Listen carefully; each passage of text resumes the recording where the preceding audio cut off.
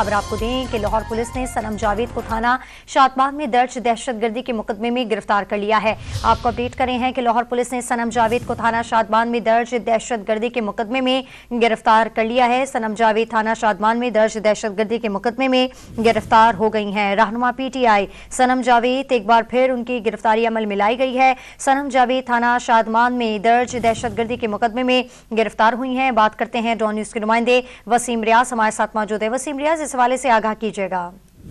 जी देखिए, बिल्कुल तहरीक इंसाफ की रहनुमा सनम जावेद को जो है वो एक दफा फिर गिरफ्तार कर लिया गया। 9 मई जलाओ घराव के मुकदमात में जहां PTI के बहुत से रहनुमा और कारकुनान गिरफ्तार हैं, वहीं सनम जावेद को भी जो है वो गिरफ्तार किया गया था। उनके खिलाफ मुख्तलिफ मुकदमात में इनको नामजद किया गया था, जिस पर इनकी तफ्तीश जो है वो जारी है।